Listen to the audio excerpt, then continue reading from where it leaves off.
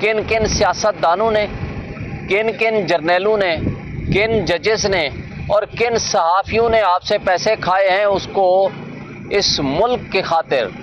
اس کو آپ اس راز کو افشاں کریں، تاکہ یہ جو بدماشیہ اوپر مسلط ہوا ہے، جس طریقے سے انہوں نے ایلیٹ کیپچر کی ہوئی ہے، اس ایلیٹ کیپچر کے جو خرابیاں ہیں، جو ان کے کٹے چٹے ہیں، اس کو سامنے لایا جائے، تاکہ اس ملک میں پتہ چل سکے اس بدماشا نے جو رشوت کا اور بازار گرم کر رکھا ہے، اور جس انداز سے انہوں نے اس ملک کو چلایا ہے، جس طرح اس ملک کی جڑیں کھوکھلی کی ہیں، وہ سچ سامنے آ سکے، تاکہ پتہ چل سکے کہ نواز شریف جیسے لوگوں نے جس طریقے سے 9 ارب روپے کی رشوت لی، اور جس طرح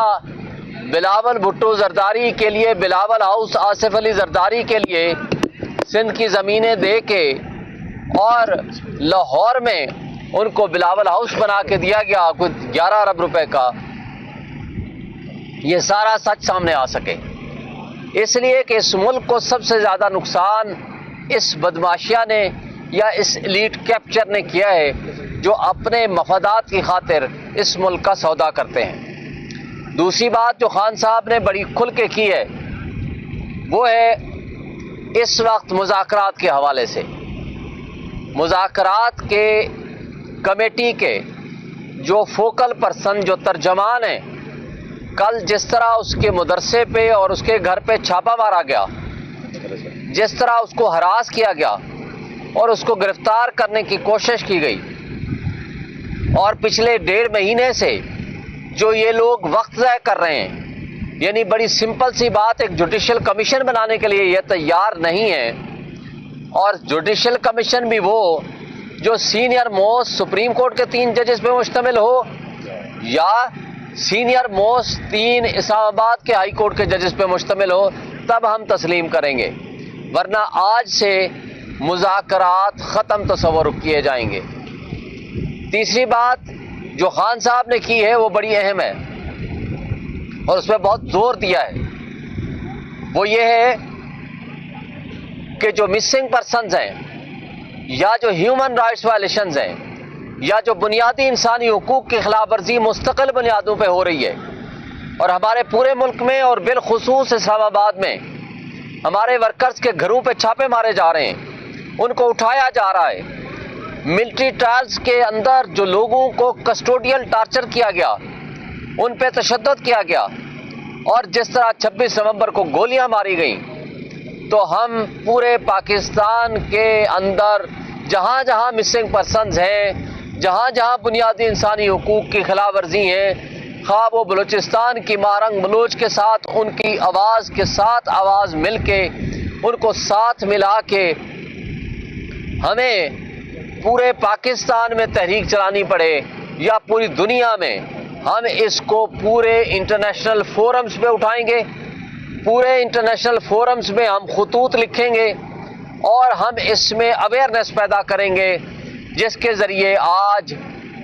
ہیومن رائٹس وائلیشنز، تشدد، ظلم، بربریت اپنے ہی لوگوں کے اوپر ایک رواج بن چکا ہے، ہماری ایجنسیز کا، ہماری ان کٹ پتلی حکومتوں کا اور ان ڈاکوں کا، جن کو پاکستان میں فارم 47 کے ذریعے مسلط کیا گیا ہے۔ اور اس حوالے سے خان صاحب نے 26ویں آئینی ترمیم کا بھی ذکر کیا کہ یہ پاکستان کی تاریخ میں سب سے بدترین قسم کی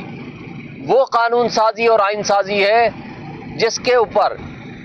نہ صرف لوگ پورے تھے، بلکہ اس کے ذریعے سے پاکستان کے نظام انصاف کا جنازہ نکال دیا گیا۔ ہم اس کے خلاف بھی کھڑے ہوں گے۔ اور پھر انہوں نے یہ فرمایا ہے کہ جمہوریت پہ جس طرح شب خون مارا گیا، جس طرح جمہوریت کو دفن کیا گیا، جس طرح جمہوریت پہ ڈاکہ زنی ہوئی، ہم تمام پولیٹیکل پارٹیز جو اپوزیشن میں ہیں اور ہمارے ساتھ آواز ملا کے چل سکتی ہیں، تو ہم پورے پاکستان میں اور پوری دنیا میں ہم انشاءاللہ احتجاج کریں گے، اپنی آواز بلند کریں گے، پوری قوم کو ساتھ لے کے کھڑے ہوں گے، اور ہم نے جمہوریت کے استحکام کے لیے، آئین اور قانون کی بالادستی کے لیے، 26ویں آئینی ترمیم کے خاتمے کے لیے اور نظام انصاف کی درستگی کے لیے ہم پورے پاکستان میں انشاءاللہ تحریک کا آغاز کریں گے اور اس کے لیے پورے پاکستان میں احتجاج ہوگا۔ اور آخری بات وہ یہ ہے کہ جو باہر کے ہمارے اوورسیز بیٹھے ہیں ان کو جو فارن ریمیٹنس کے حوالے سے ان کو جو کال دی تھی وہ اس مذاکرات کے چکر میں وہ وہاں اس طرح سنجیدگی کے ساتھ ہم پرسو نہیں کر پائے۔ اب ہم اس کو پوری طرح زور و شور سے ہم پورے اپنے اوورسیز بھائیوں سے یہ ریکویسٹ کریں گے کہ آپ اپنے اس ملک میں جمہوریت کے استحکام کی خاطر، ملک میں بنیادی انسانی حقوق کی بحالی کی خاطر، ملک میں رول آف لا کی خاطر آپ اپنی ریمیٹنس محدود کر دیں، تاکہ یہاں کی جو بدماشیاں بیٹھی ہوئی ہے اور اس کو احساس ہو، تاکہ لوگوں کے جو حقوق پہ وہ ڈاکہ ڈال چکے ہیں ان لوگوں کو وہ واپس مل سکیں۔ یہ جو 3-4 پوائنٹس ہیں اس پہ خان صاحب نے آج بڑی سیر حاصل یہ میسج دیا ہے پوری قوم کو